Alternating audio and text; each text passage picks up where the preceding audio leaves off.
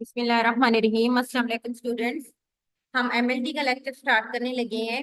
Next time जो है ना, लास्ट टाइम हम लोगों ने अपना स्टार्ट किया था बेटा मैक्रो टेक्निक्स। तो मैक्रो टेक्निक्स में हमने टिश्यू फिक्सेशन डिस्कस की थी। तो आज हमारा टॉपिक है टिश्यू का। ठीक है, टिश्यू क्या होते हैं? जैसा कि आपको पता है कि जो हमारी बॉडी के अंदर सेल्स होते हैं, ठीक है, सेल्स मिलकर टिश्यू बनाते हैं और टिश्यू मिलकर आर्गन बनाते हैं और आर्गन आपस में मिलकर सिस्टम बनाते हैं। और जो सिस्टम होते हैं वो हमारी पूरी बॉडी को आगे यानी कि बनाते हैं, उसके वर्किंग वगैरह में सारा उनका ही एक अहम रोल होता है।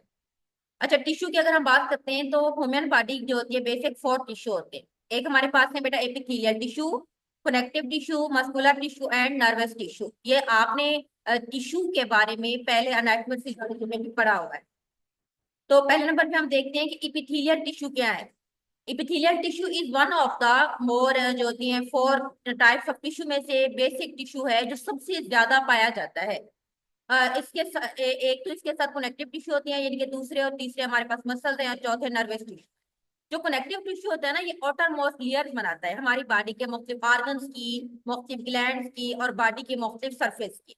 सर्व as a protective barrier and play essential role in absorption, secretion, sensation and selective permeability. यानी कि ये सारे काम है एपिथेलियल टिश्यू के। आमतौर पर जिस तरह से हमारी स्किन है एपिथेलियल टिश्यू के बनी होती है, इसी तरह हमारे बॉडी के मुख्तलिफ ऑर्गन्स के जो सबसे बाहर वाली लेयर होती है, आउटर मोस्ट लेयर जो होती है, वो एपिथेलियल टिश्यू की बनी होती है।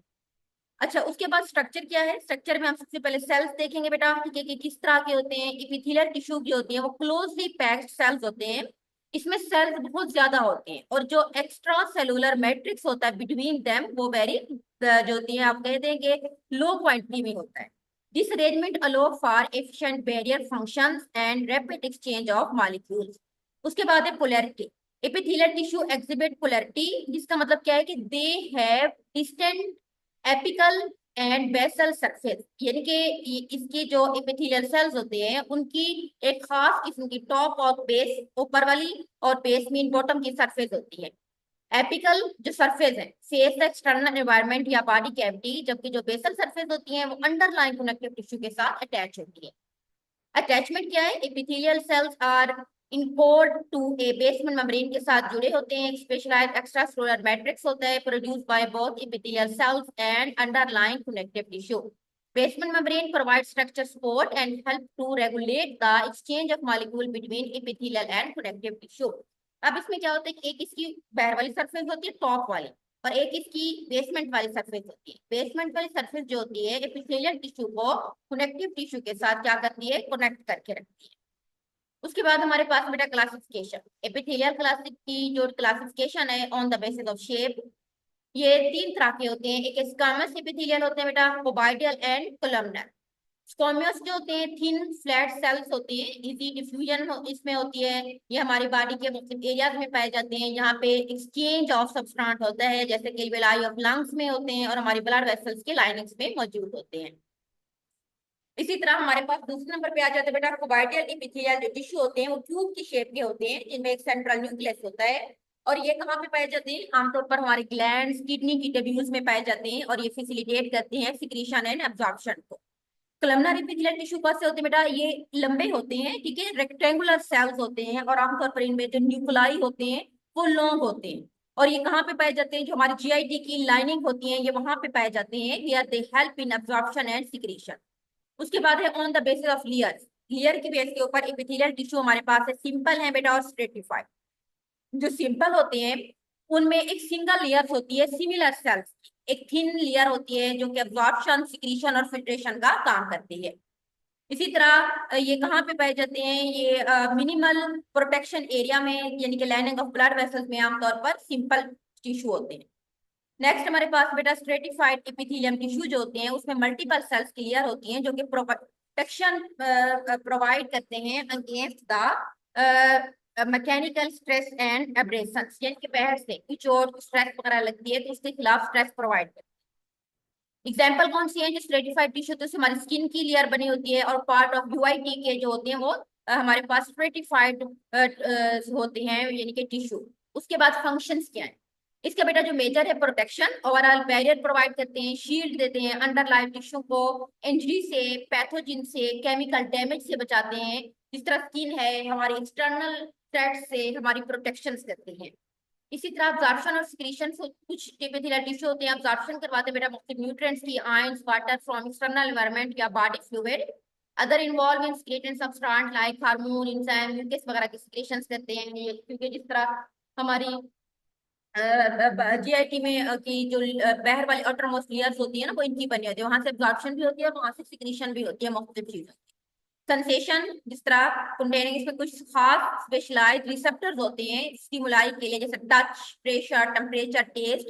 These receptor help in detecting and response external changing, गर्मी सर्दी से, पेन से, इस तरह का कोई भी स्टिमुलस जो बाहर से उसके साथ स्किन के साथ आके टच करता है तो ये सेंसेशन का काम करता है। Selective permeability क्या है? Epithelial tissue regulate the passage of molecules and ion through junction between cells. This selective permeability allow for control movements of substance, maintaining homeostasis within the cell. यानी कि एपिथेलियल टिश्यू जो होते हैं वो मुख्तलिफ molecules को मुख्तलिफ सेल्स के दरमियान रेगुलेट करते हैं। सिलेक्टिव परमेबिलिटी का मतलब है कि ये कुछ सब्सटेंस को जो जरूरी होती है उनको तो गुजरने देते हैं और अदर सब्सटेंस को क्या करते हैं, नहीं गुजरने देते, और ये अंदर के हेमोस्टेसिस मीन के इंटरनल एनवायरनमेंट को मेंटेन रखते हैं। एपिथेलियल टिश्यू के टाइप में अभी हमने पढ़ा था सिंपल जो स्क्वैमस एपिथेलियम टिश्यू होते हैं जो कि डिफ्यूजन्स में एम होते हैं, लंग्स और ब्लड वेसल में पाए जाते हैं। उसके बाद सिंपल कोबाइडल टिश्यू जो होते हैं वो ग्लैंड्स और किडनी में होते हैं। सिंपल कोलमनर एपिथेलियल जो टिश्यू होते हैं वो भी हमारी जीआई की जो डाइजेस्टिव ट्रैक है उसकी लाइनिंग्स बनाते हैं, अब्जॉर्प्शन में हेल्प करते हैं और सिक्रीशन में। और इसमें कुछ ग्लोब्यूल सेल्स होते हैं जैसे secrete the म्यूकस। उसके बाद है स्ट्रेटिफाइड स्क्वैमस एपिथेलियम टिश्यू। ये आउटर मोस्ट लेयर बनाते हैं स्किन की, जिसको हम एपिडर्मिस कहते हैं, और ओरल कैविटी। इसमें एजोफेगस, वजाइना, ये मुख्तलिफ कैविटी है, इनकी जो लेयर्स वगैरह होती हैं उस पे जो होती हैं वो होती है स्ट्रेटिफाइड एपिथेलियम टिश्यू, जो प्रोटेक्शन करते हैं अगेंस्ट एब्रेशंस में, इनकी चोट लगती है कुछ भी, ठीक है, या पैथोजेंस कोई मैक्रो ऑर्गेनिजम्स वगैरह जो अंदर डिजीज काज कर सकते हैं। उसके बाद हमारे पास है स्ट्रेटिफाइड कोबाइडियल एंड कोलमनर एपिथेलियल जो टिश्यू होते हैं बेटा, ये लेस कॉमन होते हैं और कुछ हमारे डक्ट और जो लार्ज ग्लैंड्स हैं उनमें पाए जाते हैं और ये प्रोटेक्शन प्रोवाइड करते हैं। सोडियो स्ट्रेटिफाइड कोलमनर एपिथेलियल टिश्यू जो होते हैं ये मुख्तलिफ सेल्स की हाइट और न्यूक्लियाई पोजीशंस में होते हैं, लेकिन एक्चुअल में इनकी एक सिंगल लेयर होती है। ये रिस्पायरेटरी ट्रैक में पाए जाते हैं, और जो स्लेटेड सेल्स होते हैं हमारे म्यूकस में, जो हमारे नोज के अंदर सीलिया होते हैं मुख्तलिफ, ठीक है, सेल्स वगैरह स्लेटेड सेल्स होते हैं, उन में हेल्प करते हैं म्यूकस की मूवमेंट्स में, और जो डिब्रेस अंदर कोई भी टिश्यू वगैरह जो अंदर होते हैं, ठीक है, उनको मूवमेंट्स में हेल्प आउट करते हैं। उसके बाद ट्रांजिशनल एपिथेलियल टिश्यू जो होते हैं ये हमारी यूरिनरी ब्लैडर में पाए जाते हैं, allow the organ to stretch and accommodate varying volume of urines वगैरह के लिए भी होते हैं। यूआईटी में है तो उसकी मतलब मूवमेंट्स वगैरह करवाते हैं हमारी ब्लैडर्स वगैरह। ये तो था एपिथेलियल टिश्यू। उसके बाद हमारे पास है बेटा connective tissue. Connective tissue basic में से एक है, जो साथ साथ इसमें एपिथेलियल जो हमारे पास मसल्स और नर्वस टिश्यू है उनमें एक अहम टिश्यू कनेक्टिव टिश्यू होता है। इसका अहम काम क्या है? ये हमारी बॉडी को स्ट्रक्चर्स बनने में सपोर्ट प्रोवाइड करता है, कनेक्टिंग का काम करता है, ऑर्गन्स को टिश्यू के साथ एनर्जी स्टोर करता है, मतलब ट्रांसपोर्ट करता है सब्सटेंस की, एंड डिफेंडिंग अगेंस्ट द पैथोजेनिक्स। उसके बाद हमारे पास है स्ट्रक्चर। इसके सेल्स क्या होते हैं बेटा? इसमें बहुत ज्यादा सेल्स होते हैं, और जिसमें फाइब्रोब्लास्ट सेल्स होते हैं, ठीक है, विच प्रोड्यूस द फाइबर, और इसमें ग्राउंड सबस्ट्रेट होता है। एडिपोज टिश्यू होते हैं जो फैट सेल्स में होते हैं, macrophage cells, immune cells, mast cells इसमें होते हैं जो एलर्जिक रिस्पॉन्स में इन्वॉल्व होते हैं, और इसमें कुछ अदर स्पेशलाइज्ड सेल्स होते हैं depend upon the type of connective tissue. दूसरे नंबर पे इसमें एक तो इसकी स्ट्रक्चर में बेटा सेल्स हैं, इनके आपने नेम याद रखने हैं कि कौन कौन से सेल्स होते हैं। सेकंड चीज है extracellular matrix. This is very key component of connective tissue and consist of fiber ground substrate. These fiber में कोलेजन फाइबर भी आ जाते हैं बेटा जो फ्लेक्सिबिलिटी प्रोवाइड करते हैं, इलास्टिक फाइबर्स होते हैं इलास्टिसिटी प्रोवाइड करते हैं, रेक्टिकुलर फाइबर जो होते हैं जो नेटवर्क लाइक स्ट्रक्चर्स बनाते हैं। ग्राउंड सबस्ट्रेट जो होते हैं वो सेल्स के दरमियान मौजूद होता है और फाइबर्स के दरमियान, ये सपोर्ट करता है, फैसिलिटेट करता है न्यूट्रिशन वगैरह को थ्रू द डिफ्यूजन। क्लासिफिकेशन, इनको हम मुख्तलिफ तरह से क्लासिफाइड करते हैं। सबसे पहले लूज कनेक्टिव टिश्यू होते हैं, कुछ कुछ होते हैं बेटा डेनिस। जो लूज होते हैं ना उनमें जो कोलिजन्स और इलास्टिक फाइबर होते हैं वो लूजली तौर पर अरेंज होते हैं, और उसमें ग्राउंड सबस्टेंट मोस्ट अबेंडेंट होता है। इसमें टाइप्स हैं, इसमें हमारे पास है एल्वेोलर टिश्यू होते हैं जो कि एपिथेलिया के नीचे होते हैं, adipose tissue, fat storing cells हैं, रेक्टिकुलर टिश्यू जो सपोर्टिंग फ्रेमवर्क बनाते हैं लिम्फ नोड एंड स्पेन वगैरह के। उसके बाद हमारे पास नेक्स्ट आ जाता है बेटा डेनिस कनेक्टिव टिश्यू। इसमें डेंसली पैक्ड कोलेजन फाइबर्स होते हैं जिसमें few cells and ground substrate है। इसमें डेनिस रेगुलर जिसमें पैरेलल कोलेजन फाइबर्स होते हैं, टेंडन्स और लिगामेंट्स में पाए जाते हैं। कुछ रैंडम अटैच कोलेजन फाइबर्स जो डर्मिस ऑफ स्किन में है, इलास्टिक टिश्यू होते हैं, ठीक है। और ये सारे इसके अंदर मुख्तलिफ टाइप्स के टिश्यू। उसके बाद कार्टिलेज कंसिस्ट ऑफ, इसमें बेटा कॉन्ड्रोसाइट्स कार्टिलेज सेल्स होते हैं जो कि मैट्रिक्स में मौजूद होते हैं। मैट्रिक्स जो कोलेजन और इलास्टिक फाइबर्स का बना होता है। कार्टिलेज मुख्तलिफ है, हाईलैंड कार्टिलेज होता है जो जॉइंट्स और रिस्पिरेटरी स्ट्रक्चर्स में है। इलास्टिक जो होता है वो हाईली फ्लेक्सिबल होता है और एक्सटर्नल ईयर और एपिग्लोटिस में होता है।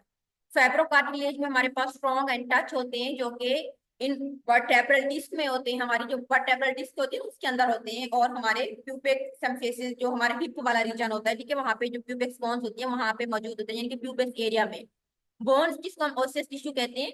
इसमें ओस्टियोब्लास्ट बेटा बोन सेल्स होते हैं जो मैट्रिक्स में मौजूद होते हैं। इसमें कैल्शियम और फास्फेट वगैरह भी होते हैं। बोन्स का क्या काम है कि सपोर्ट प्रोवाइड करते हैं, प्रोटेक्ट करते हैं और हमारी बॉडी के मुख्तलिफ साइट्स वगैरह को ब्लड फॉर्मेशन वगैरह में हेल्प आउट करते हैं। ब्लड जो होते हैं वो कनेक्टिव टिश्यू के एक टाइप है और ये मेसेंकाइमा रीजन मीन कनेक्टिव टिश्यू से जो ऑरिजिनेट होता है। इसमें प्लाज्मा होता है, रेड ब्लड सेल्स जिसको हम एरिथ्रोसाइट कहते हैं। और इसके साथ हमारे पास क्या होते हैं कि व्हाइट ब्लड सेल्स होते हैं जिसको हम ल्यूकोसाइट्स कहते हैं। और इसके साथ प्लेटलेट्स होते हैं जो कि ब्लड क्लॉट में हेल्प आउट करते हैं। ब्लड ट्रांसपोर्ट, क्या ब्लड का क्या काम है बेटा? ऑक्सीजन ट्रांसपोर्ट करना, nutrients, hormone, waste product throughout the body. इनके फंक्शंस क्या है?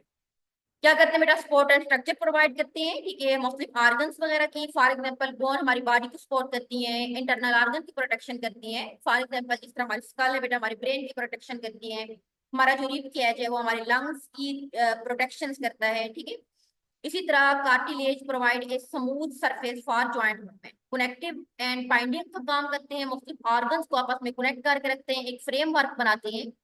Ligament connect the bones to other organ at joint. Ligament connect muscles to bone, facilitate movements, ये इसके काम है। उसके बाद ट्रांसपोर्टेशन का काम करते हैं बेटा, मुख्तलिफ ब्लड, ऑक्सीजन, न्यूट्रिएंट्स, हार्मोन्स वगैरह को ट्रांसपोर्ट करते हैं। स्टोरेज का काम करते हैं, जिस तरह एडिपोज टिश्यू को है, मुख्तलिफ बेटा वो फैट्स को स्टोर करते हैं। टेम्परेचर को रेगुलेट करने के लिए भी एज इंसुलेटर काम करते हैं। इम्यून रिस्पॉन्स, इसमें कुछ हमने कहा था फेगोसेल्स, साइड सेल्स होते हैं, मैक्रोफेजेस, मास्ट सेल्स जो कि पैथोजन के लिए हमारी बॉडी की प्रोटेक्शन करते हैं।